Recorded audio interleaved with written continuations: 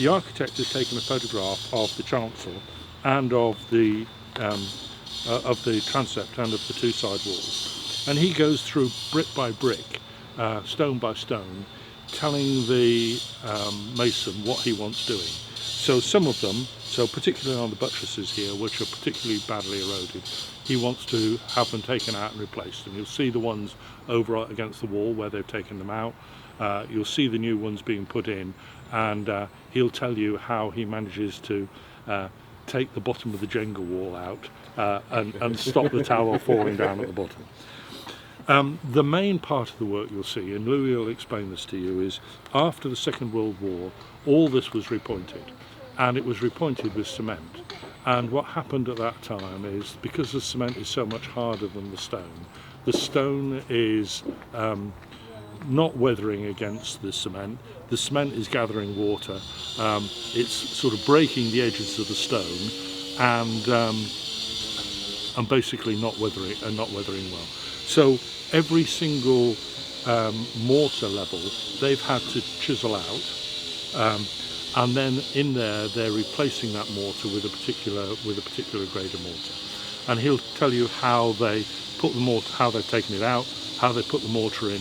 The mortar has got little pebbles in it, which you'll see there, and how they sort of tap it back in, how they brush it down, how they polish the mortar, how they put the stone back in, so it shows there.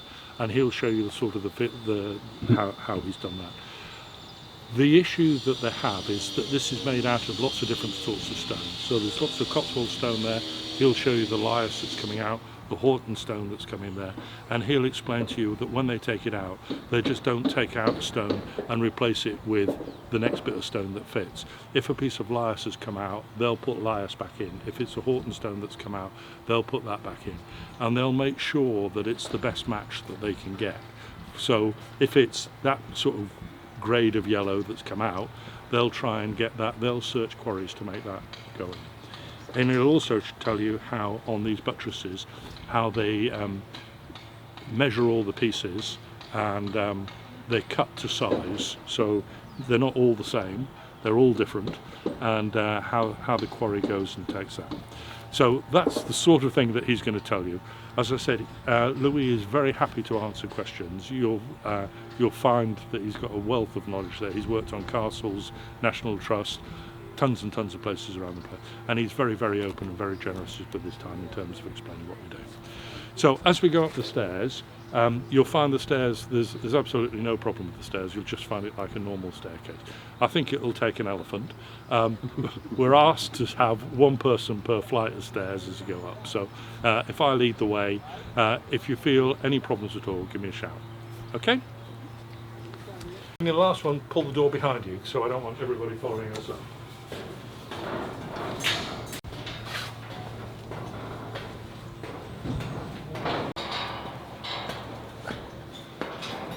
I'm well, and you?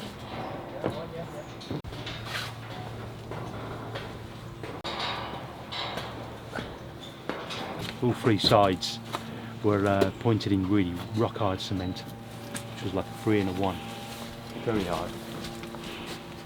We had real trouble getting this out. Feel how hard that is. Oh gosh, yes. It doesn't crumble at all, does it? Just after the First World War, Stephen seems to, the architect seems to think. Decayed a little bit from the face, but only went in about 10 millimetres. That's quite a deep spot, but in some parts it was lighter. You have chunks like that falling down over the next 50 years. They'd have been falling down onto your head if you was walking underneath. They didn't know any better, and I think they thought cement was going to be good, but it wasn't. You know, after the war when they used it.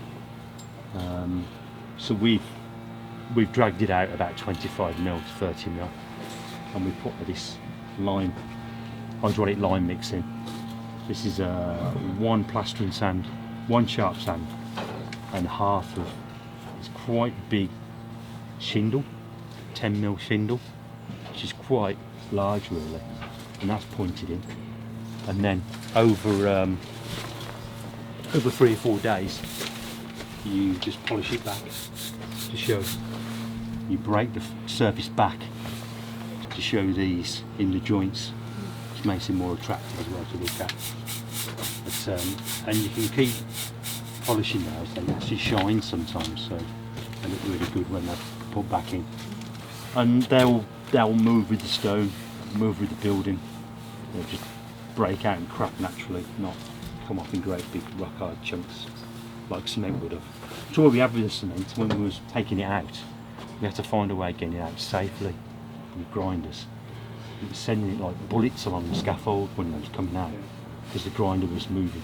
So we used very light chisels, hammer on a drill, and we shook it with the hammer, very light hammer, and that brought it away from the face a little bit. And then we got something behind it then and flicked it out, because it was taking all the harrisses off around.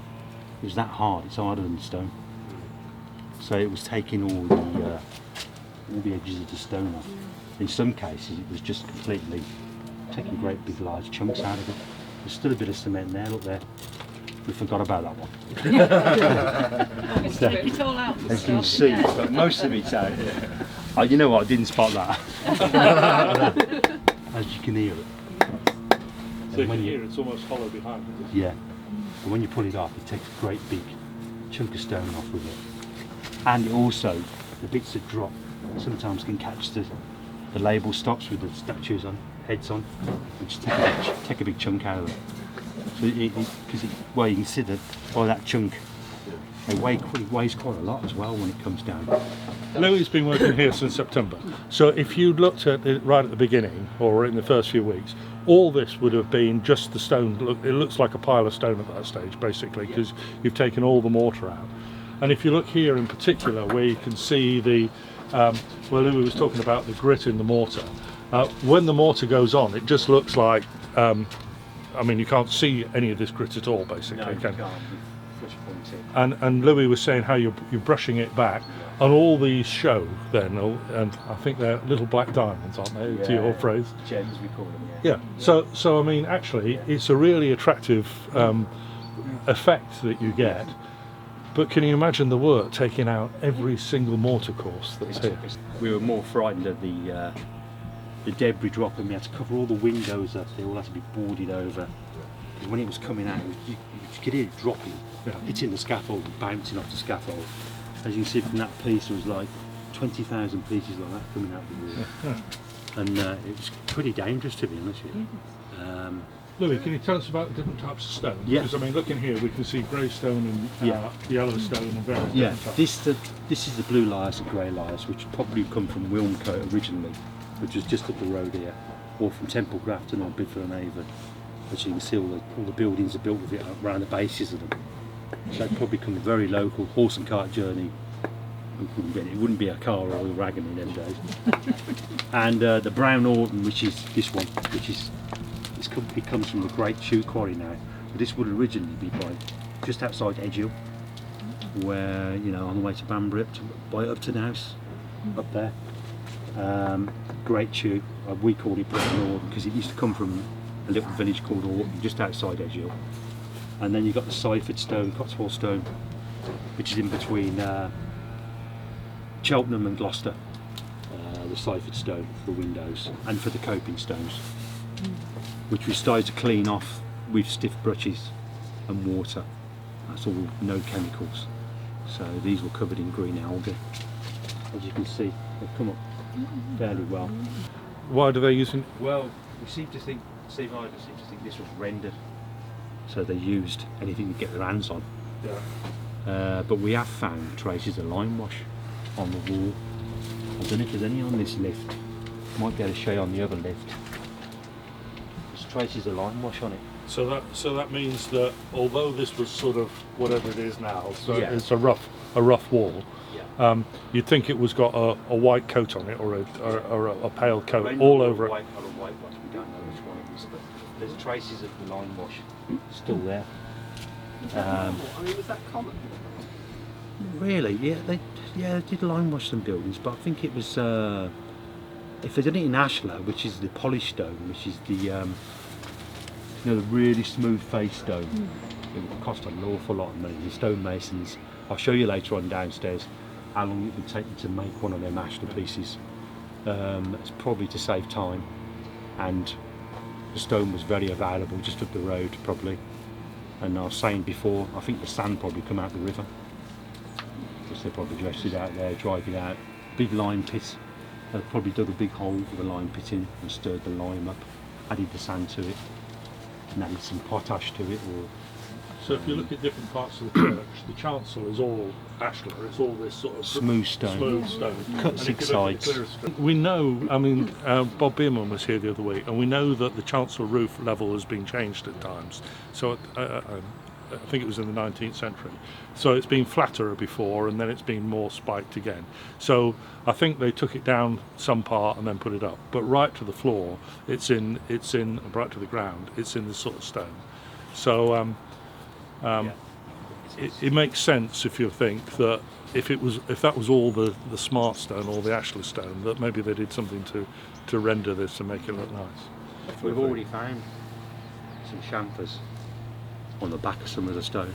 Yeah. So it's definitely from another building or something like that, you know, a medieval So one. it's recycled, isn't it? Recycled. They've just put Well, it they back, wouldn't, really, back you in know, the if you wall. got it. And also you'll find where the old wooden scaffolds was, and we put a square piece of stone in, and there'll be a line of them. There'll be one there, there'll be one there, one there, and that's where the wooden battens went in the wall. As they went up, they built them in, and then as they come down, they pulled them out and put a square stone in. And they'd be just tree trunks, really, for the scaffold.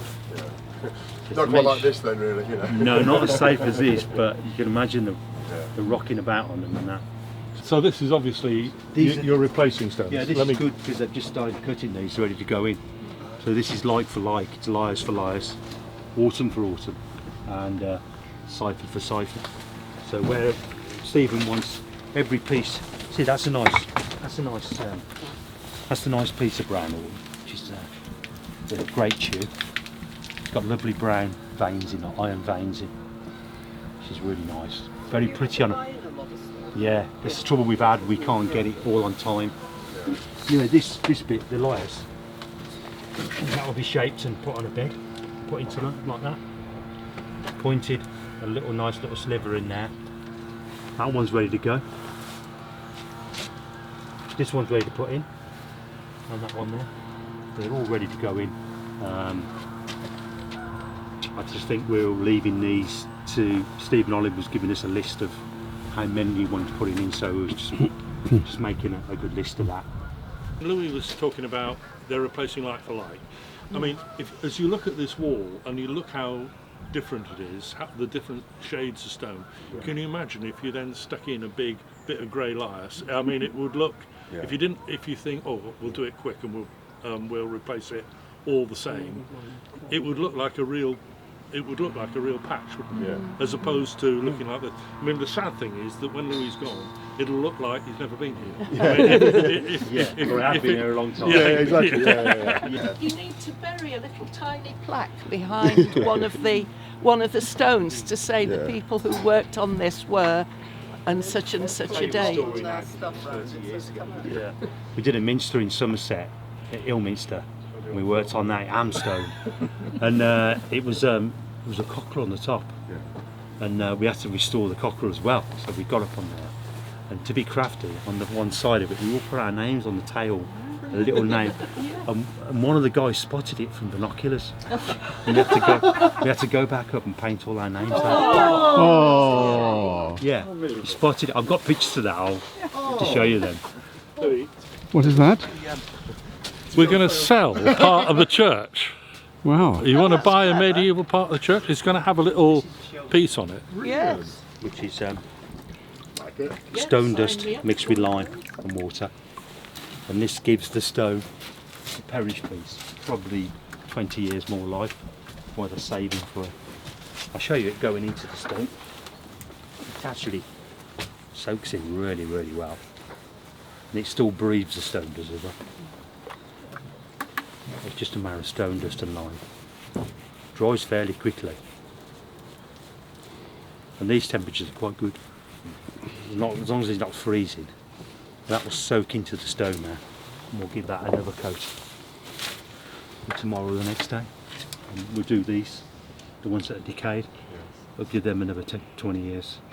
So a future project you won't have to worry about replacing all the stones. It will give them a good protection when you first talked to me about this, You put a roller. I thought you put a big roller on it. You can't do the that. bathroom wall. No, it's But what I didn't realise, surprise, is the dust is different from the Haunted stone to the limes. Yeah. So you have to do it individual Yeah. stone by stone, because individually. otherwise you make it all this brown colour as Yeah. opposed to the grey colour.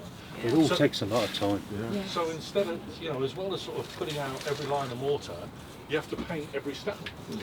Every stone, watch the joints as well. This is quite soft stone, isn't it? Yeah, very soft. So the tower was done when they refurbished the tower, and that's starting to weather off, if you like, now. So it only is sort of 10, 15 years. But as I said, I thought we put it on with a bathroom roller, and it was Roller it over. If only you could have got away with that, then you Yeah, if I could have done that, I'd have been finished weeks ago. Yeah, so you can see that soaking in already. And then you give that another one. It actually looks really nice from down below when the scaffold gets dropped. They look really nice that way. So talk to us about buttresses, if you Yeah, the specialist firm called Syntec Anchors. I think they're quite well known in the country. They put big long rods. And you can see the holes there where they've been. There's 2 holes there and there, and they go 3 metres the length of the buttress. See the buttress going down there, the parapet wall, sorry, going down there. The 2 rods go down the middle of the ashlar work, both of them, and that's to take away to these. We're taking all the pillars out down below, and we're renewing them in ashlar. I'll show you when we go down in ashlar. Great tube, brown Orton, and we're going to tuck them underneath. The new stone's going to be tucked underneath, just down there. We're about halfway up at the moment.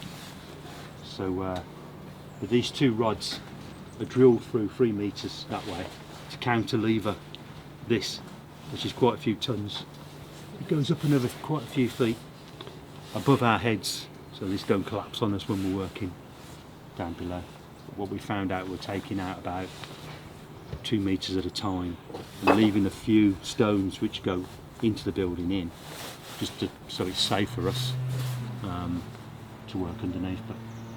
And then the rods, they pump grout into the rods then, so they've got like a grout inside them as well. It's like a 16mm stainless steel pin, 3 metres long, that goes along both parapet walls, that one and that one down there. And that pillar's coming, every single stone below the scaffold there is coming out. So that's a real engineering feat. That one's to get that one up there. This one's, I think we've got 29 more pieces to go in that one, and about 18 on this one, roughly, of ashlar. And I was telling people that they're all different. So Yeah, they don't like us at the quarry because every single one of them is a different size. So we've measured the old ones we measure them within 5mm. We make them a little bit bigger because if they're smaller, they're no good, they're waste. And each piece probably cost about £60 for 1 stone, because you're cutting 6 sides. You're doing top, face, back, sides, and then it's polished. Well, it's sort of, they're saw bladed, they're called, but I'll show you. I've got some down below. So that takes, they have to put them on a machine, on a jig, and because everyone's different size, they have to reset the machine every time. So it's cost an extra bit of money to do that as well. We numbered every single one. It's got an A, B, 1B, 2B. And it's one thing you don't want to lose that list, because you've got to start right from the very beginning again, and it takes hours. Tom and John who are up there, it took them hours and hours to make the list out. It takes a whole day, because the joints, what I call liquid joints, or 6mm joints, are really, really tight. It's nice for ashlar work. It always looks a bit special.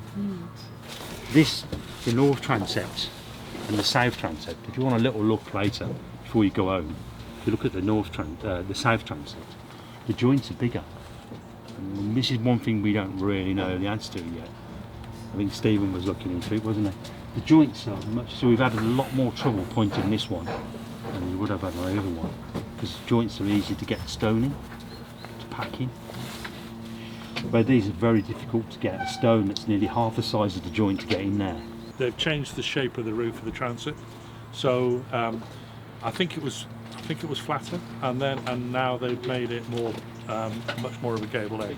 So the top end of it has been rebuilt. Right. The window here was originally in the east window, and they took it out, and that's part of the hidden window that's also in the south porch.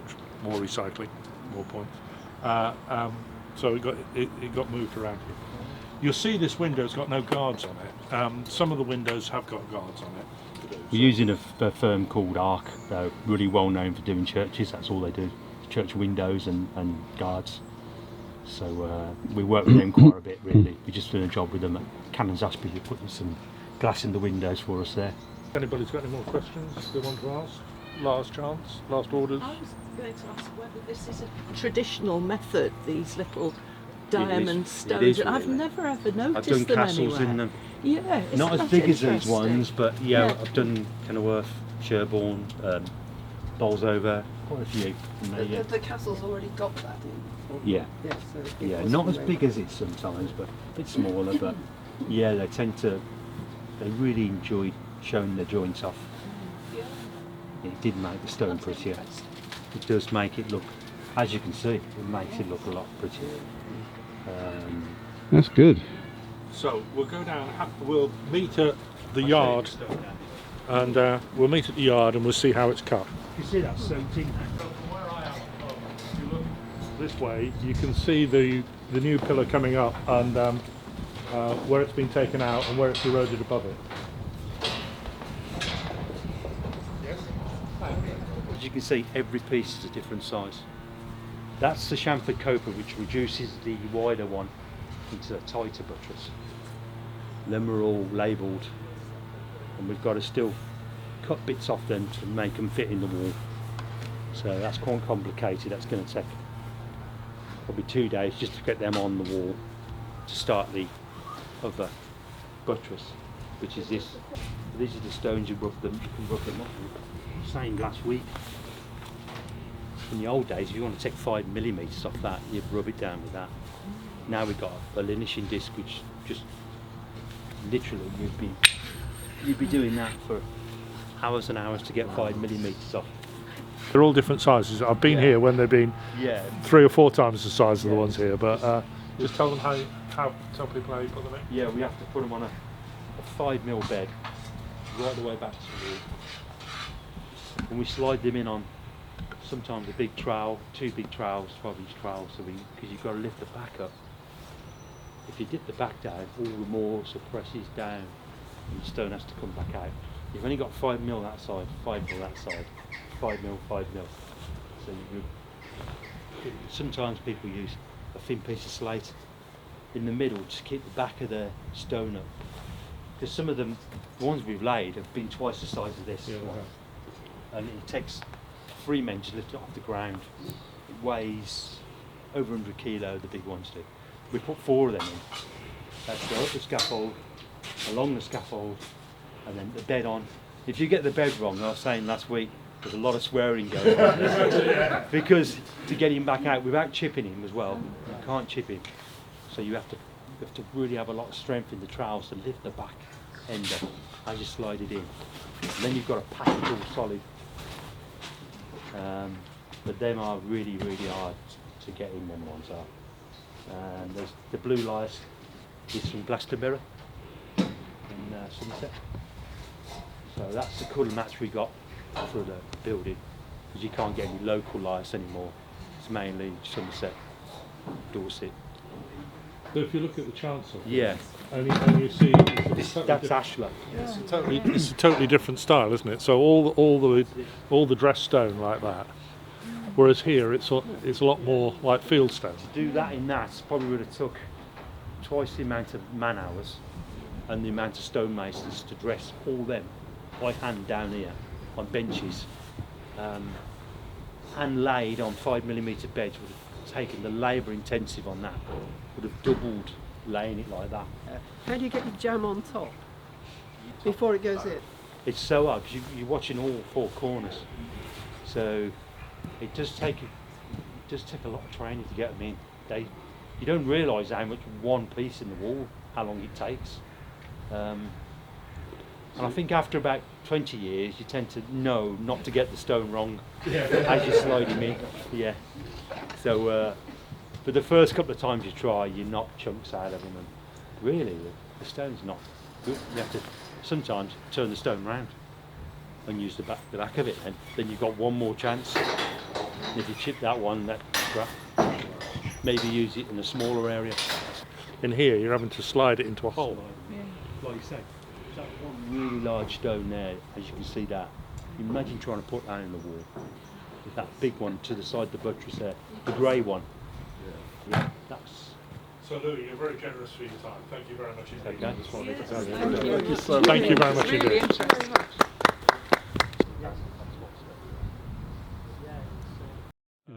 That window there is where we've been standing. The window there is where we've been standing. You can sort Right of at the see the top. scaffolding outside it, and we've been sort of right at the very top of it there. Yeah. If I talk to there used to be a mezzanine in here. Do you remember? So if you look at this monument here with the dirty mark across it, there used to be a plywood floor in here and a ceiling that was here. All the tuff that a church naturally accumulates used to be stored on that floor. But down here, actually it looked like you were walking into somebody's attic, really. It was really a desperate place. So I think it's 2008 or something like that. We took the mezzanine floor out. We only had enough money to take the floor out. We decorated it. We opened up the space. The old furniture went back in, so it's sort of dressed in your old clothes, if you like, here. The chandelier came, and then subsequently we had another one that matched it over here. But the idea is that this is still the back of the church, the back room of the church. But one day we'd like this to be open to the public as well. So the work we're doing on the North Transept starts on the outside. One day, hopefully, we can build a new choir vestry, or and we're looking at various things that we can do there. And then this will become part of the church. And then, just as I think the South Transept is one of the most beautiful parts of the church for me. I mean, actually, it'll be a natural cruciform, and it'll be open to the public again. More display. Can display it. I mean, we won't. I mean, at the moment, this is sort of everybody's space and nobody's space. On this window here, there are eroded label stops that you can't see anymore. We are recarving 2 new label stops for those as well. So they're being done at the moment. Yeah. One is going to be William Shakespeare, and one is going to be Anne Hathaway, because we're coming up to Anne Hathaway's anniversary. So we've worked with Stephen Oliver and with Paul Edmondson in terms of what we think Anne Hathaway might have looked like. And we're going to have, and we've got one for William Shakespeare, sort of slightly younger than the monument here. But they should be here before Christmas. And I've got some photographs. We've got a maquette of what the statue was going to look like. He's taking photographs of it as it emerges from the stone, and then hopefully in the church for at least a weekend, people will be able to see them on the tabletop before they sort of disappear to. Where are they going? So is it, they're going to go on the outside. Oh, the outside of this. So, yeah. So they'll be. Oh, so you really won't see. Yeah. So they'll be right above the entrance door. In terms of. So because there's nothing on the outside of the church for William Shakespeare anyway, is there? So we thought, I mean, we went through a whole discussion about what they should look like, who they could look like. Like Lisa Tarbuck. We'll draw a little veil over some of the suggestions. Anyway, that's who they're going to look like. And so hopefully in the next few weeks we'll see them in the church.